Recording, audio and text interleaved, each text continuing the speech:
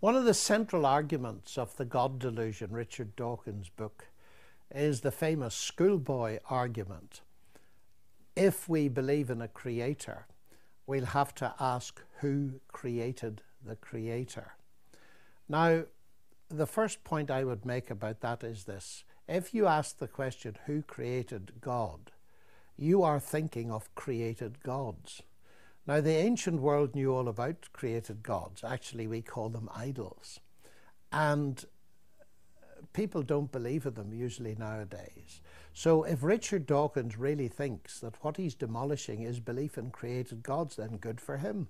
But he could have written a far shorter book, because millions of us don't need any convincing that created gods are a delusion. So that's the first point. And I believe it's quite a serious point, actually. Because if he thinks that the God means you must be able to say who created God, then he does fall foul of that criticism.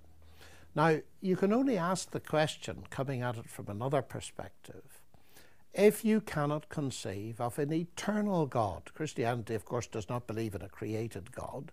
It believes in God who is eternal and is the creator of everything else. In other words, God is uncreated. So what I'm claiming, to use mathematical language, is that the category of the uncreated is not empty. Now, it could be that Richard Dawkins has difficulty with the notion of the uncreated.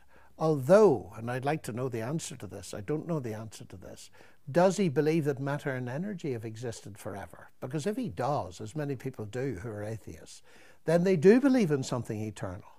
So the problem must be that they can believe in something eternal, but they don't believe in an eternal person, an eternal God. But where's the logical difficulty? If you admit that something eternal exists, then postulating that an eternal person exists. On the other hand, if they believe that matter and energy are finite, we can ask them their own question: who created that? And who created whatever created that, and so on. You have an infinite regress unless you can see that the buck must stop somewhere. And of course, the Christian doctrine is that God existed eternally, so that by definition, the creation buck, so to speak, stops there. So I really think that in a way the game is given away by asking that question. Dawkins is thinking of created gods, which are a delusion.